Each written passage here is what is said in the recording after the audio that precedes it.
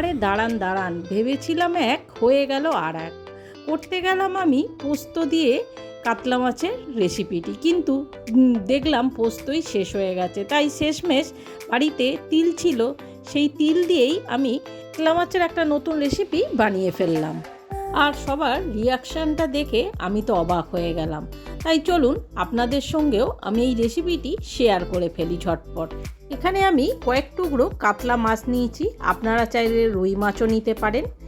তার মধ্যে আমি কিছুটা এখানে গোলমরিচের গুঁড়ো দিয়ে দিলাম, কিছুটা লেবুর রস, সামান্য একটু লঙ্কার গুঁড়ো আর সামান্য একটু নুন দিয়ে প্রথমেই আমি মাছটাকে ম্যারিনেট করে নেব। ম্যারিনেট করে অন্তত আমি 5-10 মিনিট মাছটাকে সাইড করে রেখে দেব। তবে আপনারা চাইলে আরেকটু বেশিক্ষণও মাছটাকে ম্যারিনেট করে রাখতে পারেন। অন্যদিকে এই রেসিপিটির জন্য আমি প্রথমেই মশলা তৈরি করে নেব।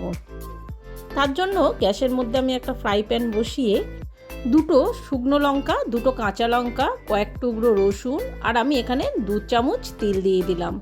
এবার এগুলোকে খুব ভালো করে শুকনো খোলায় আমাদের একটু সামান্য ভেজে নিতে হবে। তিলগুলো যতক্ষণ না একটু লাল লাল হয়ে আসছে, তিলগুলো যে একটু সামান্য লাল হয়ে গেছে, আমি এটাকে নামিয়ে ঠান্ডা করে নিয়ে একটা মিক্সার গ্রাইন্ডারে দিয়ে এটাকে প্রথমেই আমাদের জল না দিয়ে শুকনো একবার পেস্ট করে নেব। যে শুকনো একবার পেস্ট হয়ে যাবে তখনই এর মধ্যে আমি কিছুটা ধনেপাতা আর হাফ কাপের মতো টক দই এখানে আমি অ্যাড করে দেবো।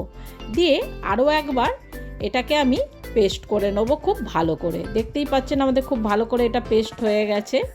অন্যদিকে গ্যাসের মধ্যে একটা কড়াই বসিয়ে তাতে পরিমাণ মতো আমি রিফাইন্ড তেল দিয়ে দিলাম।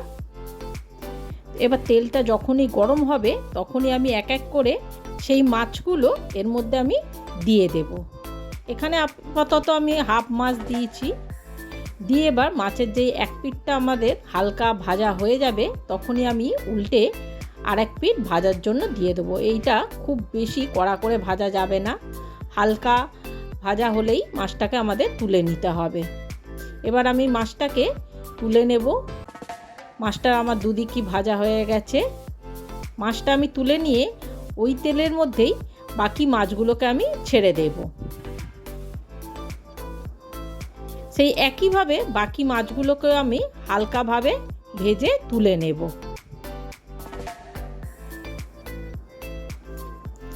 সব মাছ তোলা হয়ে গেলে ওই তেলের মধ্যে আমি কিছুটা কালো জিরে আর একটা কাঁচা লঙ্কা ফোড়ন দিয়ে একটা বড় সাইজের টমেটো টুকরো করে রেখেছিলাম, সেই টমেটোটা আমি দিয়ে দেব।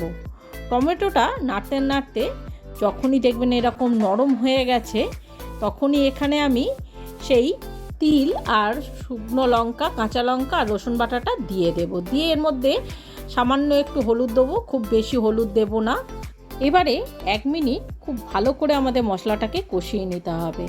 নিয়ে এখানে আমি প্রয়োজন মতো স্বাদ অনুসারে নুন দিয়ে দেব কিছুটা। দিয়ে এবার মশলাটা কষাতে কষাতে যখনই দেখবেন এরকম তেল ছেড়ে দিয়েছে মশলা থেকে তখনই এখানে আমি সেই মিক্সি ধোয়া জলটা এখানে কিছুটা দিয়ে দেব। খুব বেশি জল দেবো না, সামান্য পরিমাণে একটু জল দিয়ে খুব ভালো করে আমাদের এটাকে মিশিয়ে নিতে হবে।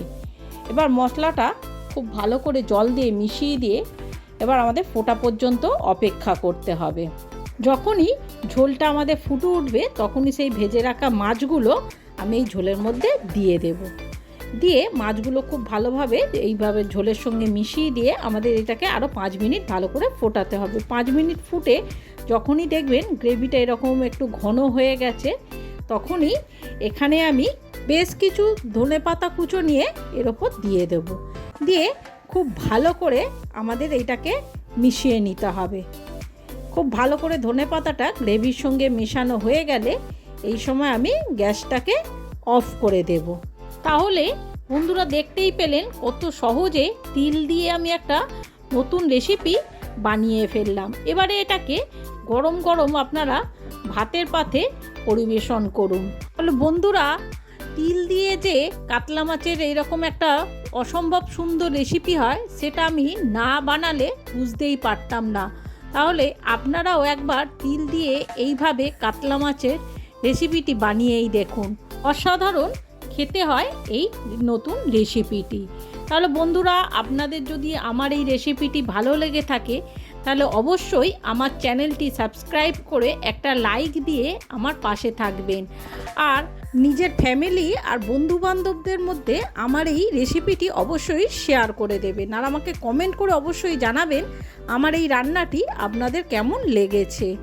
তাহলে বন্ধুরা, আর দেরি না করে আমার এই রেসিপিটি দেখে অবশ্যই তিল দিয়ে কাতলা মাছের এই রেসিপিটি একবার হলেও ট্রাই করে দেখুন।